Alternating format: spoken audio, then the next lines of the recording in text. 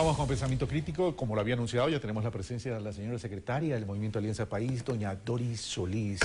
Doris, muy buenos días, gracias por haber aceptado nuestra invitación. El 2017 es una fecha evidentemente que marca un hito, que es el proceso o el calendario electoral. Febrero 17 la primera vuelta y en abril la segunda vuelta electoral y en mayo la posesión de un nuevo gobierno.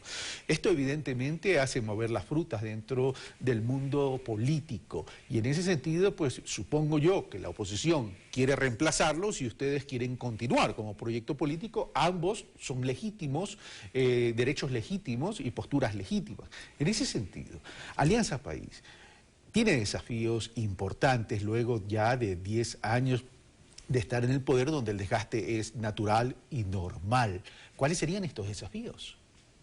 Gracias, Carlos. Un saludo a los amigos televidentes. Alianza País definió a inicios del año concentrar sus energías y su esfuerzo con la militancia y en el sentido más amplio en preparar el programa de gobierno 2017-2021. Este proceso es un proceso muy importante porque se basa primero en evaluar la década ganada, en mirar lo que hemos conquistado los ecuatorianos bajo el modelo de la revolución ciudadana, del socialismo del siglo XXI, en evaluar críticamente, ver por supuesto todos los logros de la década que son innegables, que la gente los vive, los siente, pero también las cosas que no hemos logrado avanzar, los déficits, las agendas pendientes, y sobre esa base nos proponemos presentarle al país el mejor programa de gobierno para el año 2017-2021. En ese sentido, Doris, ¿qué es lo que queda como tarea pendiente? Porque si le pregunto cuáles son los rubros de la década ganada, bueno, usted me va a decir un poco de cosas y a través de la política de comunicación del gobierno lo está diciendo todos los días. Pero concentrémonos en la tarea pendiente, porque realmente esos son los desafíos. Así es, hay una evaluación técnico-política hecha desde los diferentes frentes. Creo que podría mencionar, por ejemplo, el tema de que durante estos 10 años hemos ordenado el Estado, hemos cumplido buena parte del marco constitucional, hemos pagado la deuda social, pero hoy podemos ir por más, hoy podemos soñar, por ejemplo, mucho más en educación, en ciencia, en tecnología, en conocimiento. Nosotros creemos que el Ecuador puede ser una potencia educativa de América Latina y del mundo. ¿Por qué no? Entonces, es un salto cualitativo el que hoy podemos dar luego de haber ordenado la casa en los temas de educación, de salud, que realmente los encontramos en una condición de una precariedad enorme. Hoy tenemos profesores bien pagados, capacitados, evaluados, universidades que están en una ruta de calidad, pero el salto puede ser mucho mayor. ¿Y ese salto está concentrado en qué? O sea, ya pasamos de la infraestructura, ya pasamos de los cuerpos profesionales, tanto de docentes como médicos, al tema de servicio de calidad. ¿En qué estamos fallando en la calidad para querer potencializar la calidad? Es muy interesante porque esto ha salido de un debate de casi 2000 conferencias ideológicas y en el caso de lo social y de los servicios, la ciudadanía y la militancia plantea un eje de calidad y excelencia, dar ese salto. Universalidad sí, pero con calidad y excelencia. En segundo lugar, el tema productivo. El tema productivo se han puesto bases muy importantes para desarrollar la producción nacional, pero se necesita mucho más capacitación técnica, crédito, capacidades de emprendimiento para dar el salto tanto en lo urbano como en lo rural, despegar mucho más fuertemente en esa otra economía, la economía popular y solidaria, por ejemplo, que es uno de los temas fundamentales para el país, y así en cada uno de los campos. Yo diría, Carlos, si se puede decir, digamos gráficamente, han sido una década de inversión, una década de sembrar, una década de poner las bases. Ahora, con 8 hidroeléctricas, con proyectos multipropósito, podemos soñar en una industria básica, podemos soñar en tener siderúrgicas, en tener astilleros, etcétera. Grandes desafíos productivos para que el Ecuador pueda dar el salto. Es muy fácil, si puedo terminar la idea, es muy fácil criticar y decir no se ha hecho toda la transformación productiva, pero lo que se tenía que hacer previamente es invertir en infraestructura productiva para poder dar ese salto. Lo que se llama competitividad Ecuador sistémica. Puede ser una potencia turística, pero el turismo, por ejemplo, no es un tema solamente de promoción, es un tema de invertir en vialidad, en infraestructura hotelera, en infraestructura básica para el turismo. Pero vamos por partes, dejemos al turismo a un lado por un momento, que coincido con usted y creo que toda la ciudadanía. Esta industria sin chimenea que se llama el turismo es un eje estratégico para el desarrollo, sobre todo en lo local y territorial. Pero vamos al otro tipo de industria y dejemos la industria básica, esa industria grande, grandes capitales, etcétera, etcétera.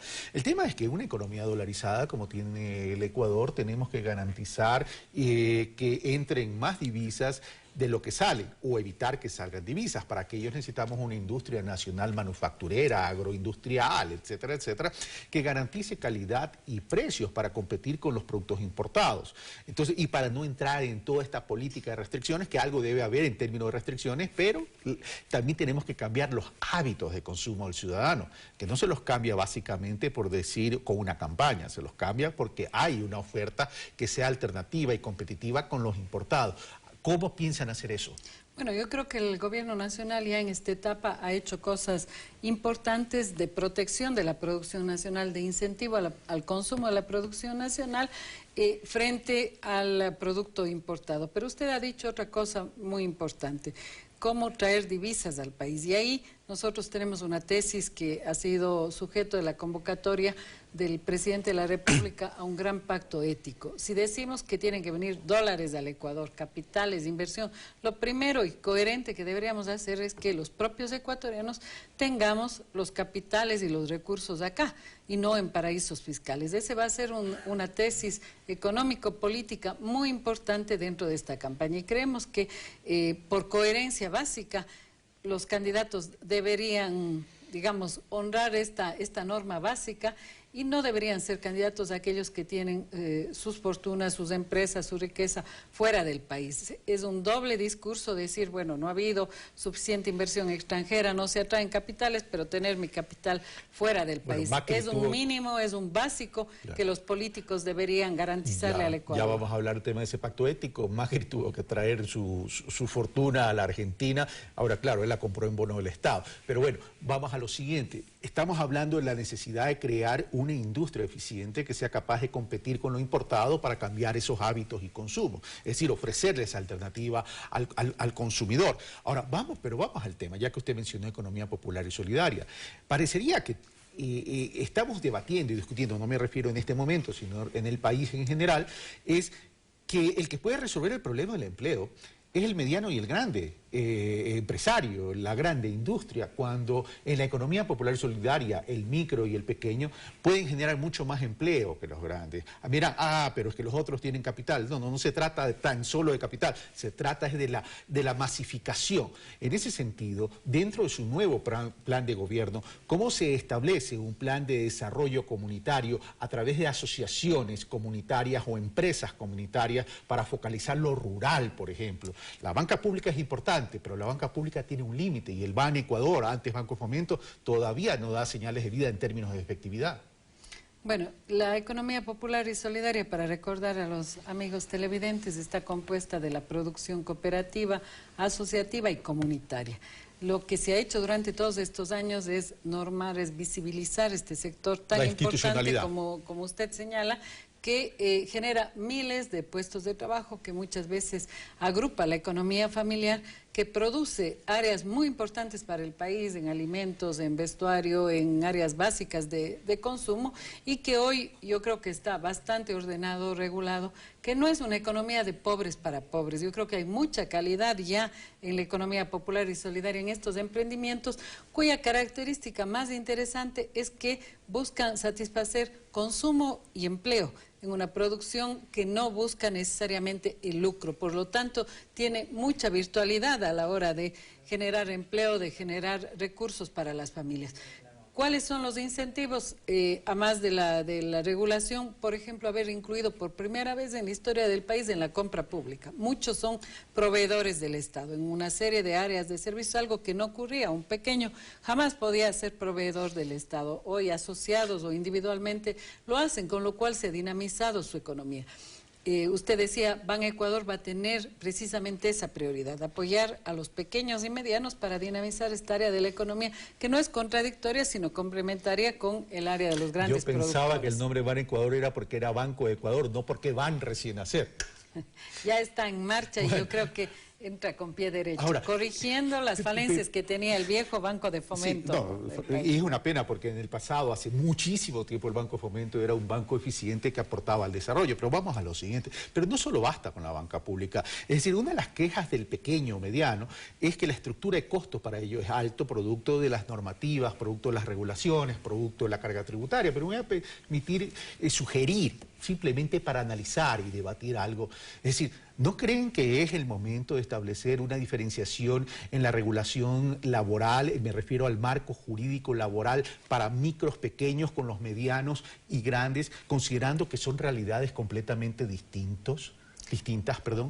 Todos estos temas que usted señala están planteados en una reforma que nuestro bloque en la Asamblea y los sectores de la economía popular y solidaria están planteando para la ley. La ley surgió hace 3 o 4 años, tiene un tiempo ya de aplicación, se ha podido mirar aquellos vacíos, aquellas falencias, y eso precisamente podrá tratarse ahora, en estas reformas. Y ya para terminar, Doris, en tan poco tiempo no se puede avanzar mucho, ojalá que en algún momento podamos desarrollar in extenso el análisis de este programa.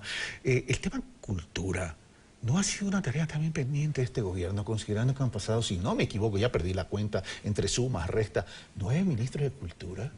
10 años, 9 ministros de Cultura. Así no se puede instrumentar ninguna política de Estado en relación a un rubro específico. Creo que nuestro gobierno, al crear el Ministerio de Cultura, le dio toda la importancia a este sector, pero hay que entender muy bien qué es el rol del Estado en la cultura. Es un rol de promoción, de suscitación, de crear las herramientas para que los creativos puedan desarrollar precisamente sus emprendimientos. Yo creo que hay unos retos en este sector muy importantes y es un trabajo también con los gobiernos locales, crear toda la infraestructura, la base para que los creativos puedan desarrollar. Creo que tenemos sí algunos déficits y atrasos en este tema. La ley de cultura es un déficit precisamente porque al haber la ley de cultura que esperamos pueda pronto la Asamblea ya discutirla, entiendo que está finalizado el segundo debate también, cree un marco moderno para los gestores culturales, permita crear industrias culturales nacionales, algo que la ley de comunicación ya prevé, incentivos, apoyo material, apoyo económico para nuestros creativos. Sin embargo, creo que hay una oleada de nuevos creadores, artistas, cineastas, etcétera, que van, digamos, en los próximos años a dar un nuevo impulso. La red de teatros para el Ecuador, la recuperación del patrimonio que ha hecho el gobierno. Yo creo que se han hecho temas de agenda importantes, hay otros que quedan pendientes y que espero que pueda con la ley ponerse el acelerador en este campo. No digo que no se haya avanzado, pero sí una ley que está represada y que parece que fuera el tesoro escondido de Atahualpa porque nadie la conoce. Recién Raúl Vallejo ha ordenado, el nuevo ministro, que a propósito mañana lo tengo en este set, ha ordenado que se socialice la ley, es decir, lo que no se conoce no existe. Así es, ha pasado 2 periodos de la legislatura y es hora de que el Ecuador tenga esa nueva ley de cultura. Doris Solís, siempre será un gusto conversar con usted. Igualmente, gracias. Bueno, esto fue Pensamiento Crítico, como siempre digo, las conclusiones son de ustedes.